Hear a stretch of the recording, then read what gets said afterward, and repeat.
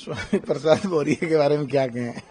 ये हमारे साथ थे बीएसपी में, तो आरएलडी के लिए वोट मांग रहे थे रैली में, बड़ी रैली में, बहन जी भी उसमें थी। फिर ये एसपी में गए तो वहां कुछ का कुछ बयान दे रहे थे।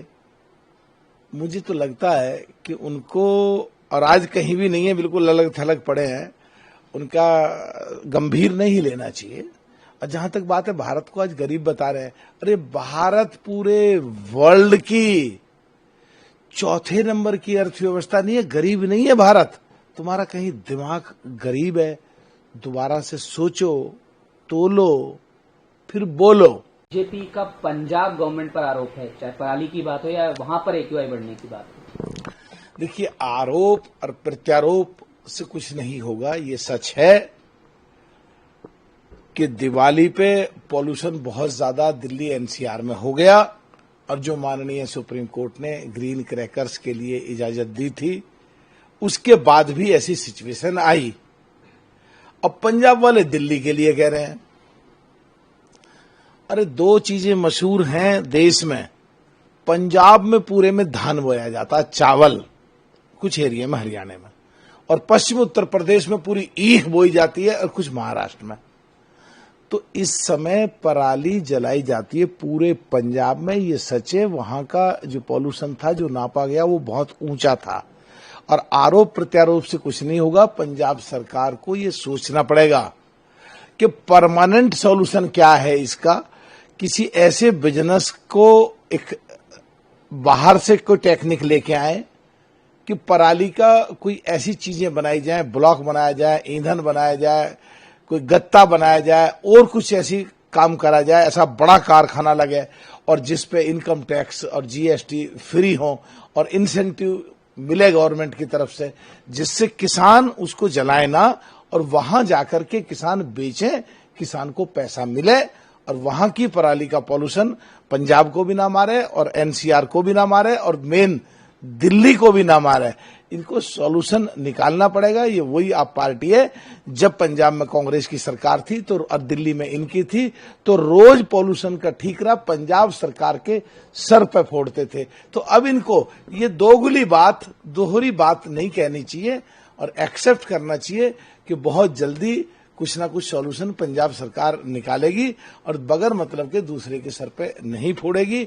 और यहां भी अगली दिवाली के बारे में भी कुछ सोचना पड़ेगा कि किस तरीके से और ज्यादा इस पॉल्यूशन को कंट्रोल करें। महाराष्ट्र की हम बात कर रहे हैं, अकेले लड़ेगी कांग्रेस। इसमें कांग्रेस ने जो डिक्लेयर करा है कि बीएमसी के चुनाव में हम अकेले लड़ेंगे, इसमें नई बात क्या है?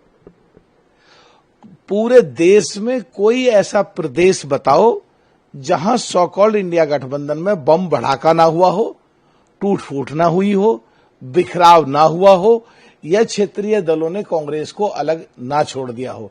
बिहार में उम्मीद थी, बिहार में भी अलग छोड़ दिया, यूपी में अखिलेश जी ने अलग छोड़ दिया, दिल्ली पंजाब में आप पार्टी ने अलग छोड़ दिया, और ऐसे ही पूरे देश के सभी प्रदेशों में अलग छोड़ा है।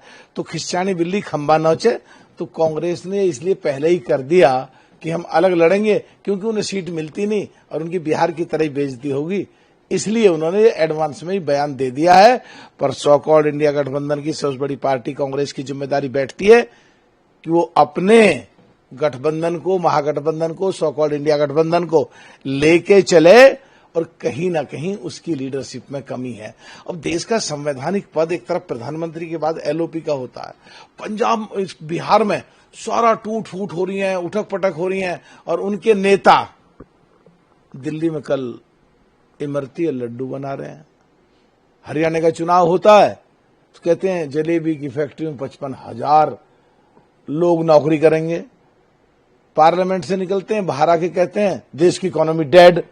तो ऐसे क्या उम्मीद करी जा सकती है? इनके साथ कोई रहेगा ही नहीं, इसलिए बेचारों को मजबूरी में बीएमसी में, महाराष्ट्र में अलग चुनाव लड़ना ही पड़ेगा। मैं भारत के लोगों से प्यार करता हूं, मेरी प्रधानमंत्री मोदी से बातचीत भी हुई। ये ट्रंप का बयान सो कॉल्ड इंडिया गठबंधन के लोग जो कुछ का कुछ रोग प्रचारित करते हैं, और राजनीतिक तौर पे उनके मुंह पे तमाचा है। जो हम पिछले दिनों से लगातार कहते आ रहे हैं कि यूएस के साथ संबंध बढ़िया होंगे, वहां के लोग, वहां की आर्थिक संस्थाएं, वहां के कोर्ट, वहां की विपक्षी पार्टियां सब ये चाहती हैं भारत के साथ सही संबंध रहे और एक तरीके से सही संबंध होंगे। और तेल का भी उन्होंने अपने मुंह से ही कह दिया कि कम खरीद रहे हैं, इसका मतलब है कि खरीदो, उन्हें कोई दिक्कत नहीं है। एक चीज और हुआ है कि 40 देशों से जहां हमारा व्यापार नहीं हो रहा था, तो वहां व्यापार इस ट्रेड वार में जहां वर्ल्ड पूरा हिला हुआ है और बढ़ गया है, तो जीडीपी हमारी और बढ़ेगी। जो पिछले साल 6.4 थी, इस बार 6.6 हो गई है। तो इससे देश वर्ल्ड में लीडरशिप की तरफ बढ़ रहा है